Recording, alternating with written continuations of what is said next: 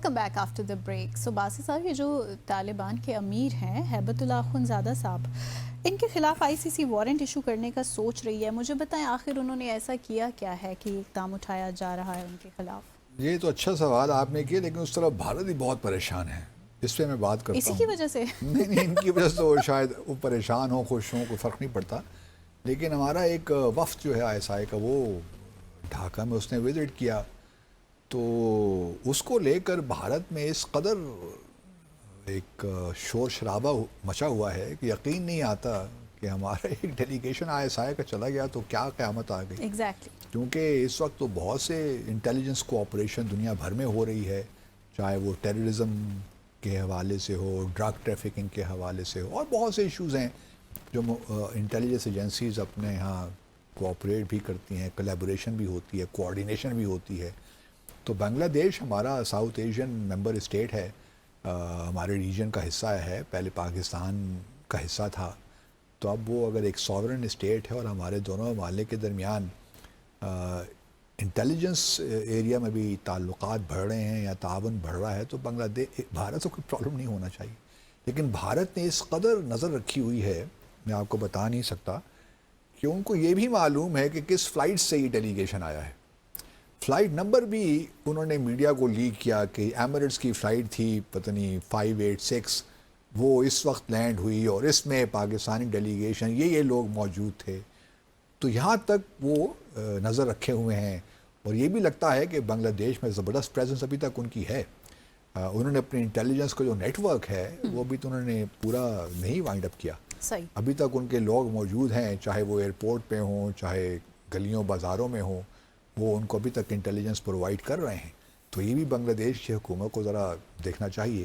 یہ نہیں ہے کہ ہمارا کوئی ڈیلیگیشن سیکرٹلی, کوئی سیکرٹ وزٹ ہے ہمارے ڈیلیگیشن کا, لیکن یوزلی ہوتا یہی ہے کہ انٹیلیجنس کے جب ڈیلیگیشن جاتے ہیں تو اس قسم کا وہ مطلب دنیا کو انفارم نہیں کرتے, وہ ایک لحاظ سے وہ ایکسیس نہیں ہوتی. مطلب یہ ہے کہ وہ چپ کر کے چلے جاتے ہیں اور چپ کر کے آ جاتے ہیں, چھپ کے نہیں, چپ کر کے.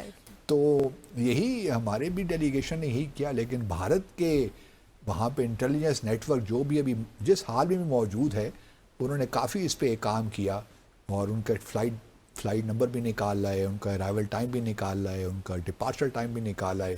تو یہ وہ تمام چیزیں ہیں جس پہ نگراں حکومت جو اس وقت ہے ڈھاکہ میں ان کو.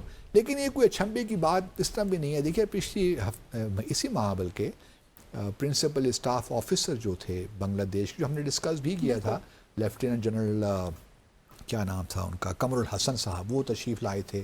بڑی اچھی ان کی یہاں پہ گفتگو ہوئی, اچھے ہمارے آرمی چیف سے بھی ملے اور لوگوں سے ہی ملے.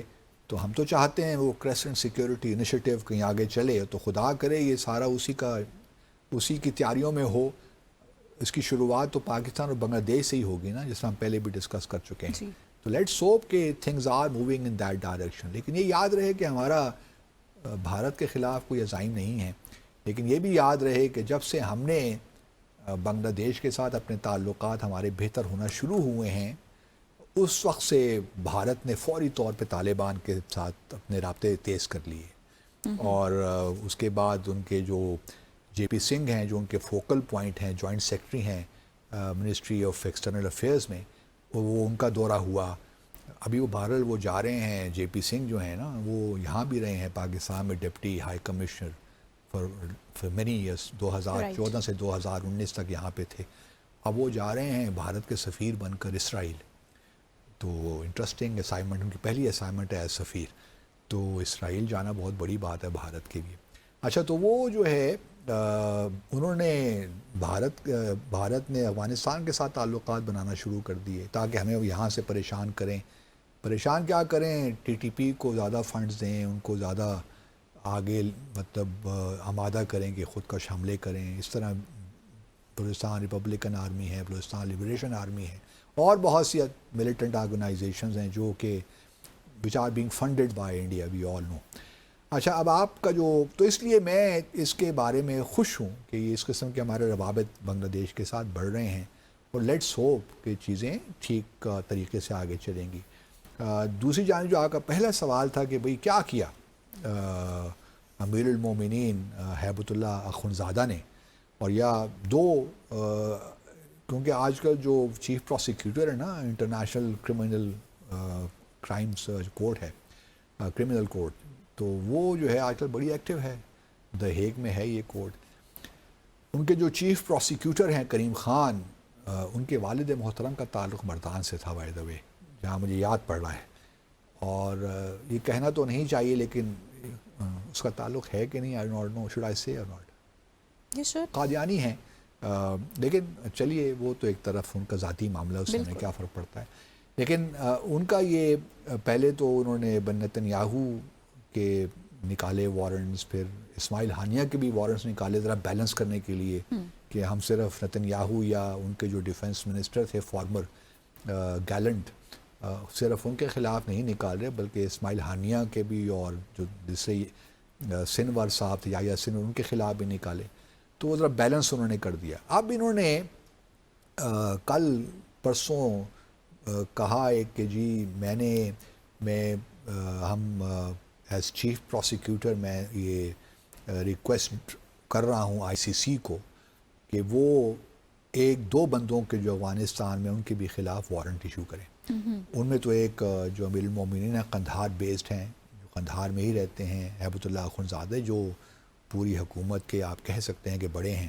جس طرح ہمارے یہاں امام خمین آئے ہیں ایران میں، اس طرح افغانستان میں یہ ہیں ہیبت اللہ اخندزادہ. اور دوسرے جو ان کے چیف جسٹس ہیں عبدالحکیم حقانی. تو چیف جسٹس افغانستان کے اور یہ امیر المومنین ان کے خلاف کہتے ہیں کہ جی میں پروسیس کر رہا ہوں کہ ان کے خلاف بھی انٹرنیشنل وارنٹ نکلے. اب افغانستان پارٹی تو ہے، روم اسٹیچوٹ کا انہوں نے بھی سائن کر رکھا ہے، 2003 میں کیا تھا. تو دے بیکیم، تو ایک کہہ سکتے ہیں کہ اگر یہ وارنٹ ایشو ہوتا ہے تو وہ پھر خیر کون کس کے حوالے کرتا ہے. لیکن جو انہوں نے گراؤنڈ بنایا ہے نا، وہ میرے لیے تھوڑا سا عجیب سا ہے. وہ کیسے؟ کیونکہ خواتین کے ایشوز ہیں نا، کہ خواتین کو کام نہیں کرنے دیتے، خواتین کو پڑھنے نہیں دیتے. یہ وہ چیزیں ہیں جس میں کوئی کرمنالٹی کا انہوں نے ایسپیکٹ نکالا ہے کہ کرائم ہے، انٹرنیشنل کرائم ہے. یہ بات مجھے ہضم اس لیے نہیں ہوتی. ہم سب اس سے اختلاف کرتے ہیں، خواتین کو پڑھنے کا حق بھی ہے، اسلام میں بھی ہے، شریعت میں بھی ہے، کوئی روک نہیں سکتا. کام کرنے کا حق بھی ہے، کوئی اس سے اختلاف نہیں کر سکتا. لیکن اس پہ آپ کرمنل وارنٹس ایشو کر دیں، یہ میری طرف، کیونکہ دنیا بھر میں بہت سے ممالک ہیں، صرف افغانستان کیا، جہاں پہ خواتین کو یہ مسائل درپیش ہیں. ٹھیک ہے، ان کی یہ پالیسی شاید ممکن ہے کہ حکومتی لیول پہ نہ ہو.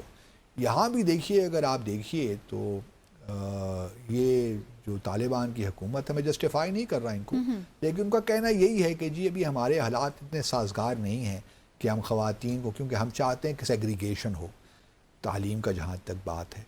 اور پرائمری تک تو تعلیم یہ الاؤ کر رہے ہیں، لیکن اس کے بعد کی تعلیم پہ انہوں نے کچھ پابندیاں لگا دی. وہ کہتے ہیں جب تک ہم پوری سیگریگیشن نہیں کر پائیں گے. ٹھیک ہے، اسلامی نقطہ نظر سے اپنے آپ کو درست سمجھتے ہیں تو اس پہ کام کر رہے ہیں. وہ یہ نہیں کہتے کہ ہم تعلیم کے خلاف ہیں خواتین کہ ہم یہ کہہ رہے ہیں، وہ یہ کہہ رہے ہیں کہ ہم سیگریگیشن چاہتے ہیں کہ تعلیمی جو ادارے ہیں خواتین پہ وہ کوئی الگ ہوں. اسی طرح کام کرنے کے حوالے سے بھی ان کے تحفظات یہی ہیں کہ اگر خواتین کو ہم کام کرنے کا حق دیتے بھی ہیں یا وہ کام کرنا چاہیں گی بھی، جو ان کا حق ہے، تو ان کے لیے ہم ایسی اپرچونٹیز کریٹ کرنا چاہتے ہیں جہاں پہ وہ الگ کام، ساتھ تو کالجز میں پڑھانا چاہتے ہیں تو پڑھائیں.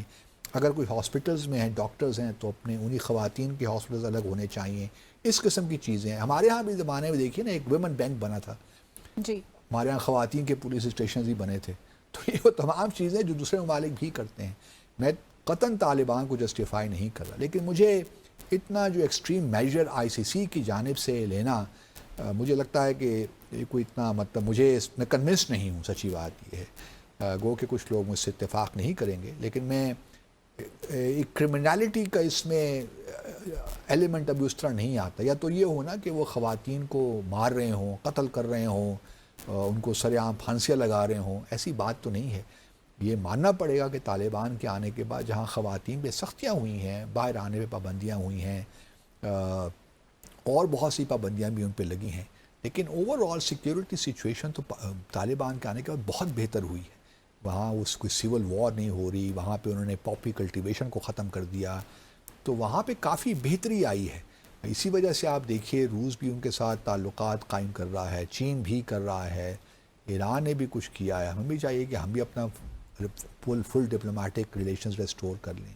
تو میں جو آئی سی سی میں امید کرتا ہوں کہ جو آئی سی سی ہے، جو کورٹ ہے، وہ چیف پروسیکیوٹر کی جو ریکویسٹ وہ کر رہے ہیں ان کو وہ ایکسیپٹ نہیں کرے گی کورٹ. لیکن کیا ہوتا ہے وی ڈو ناٹ نو.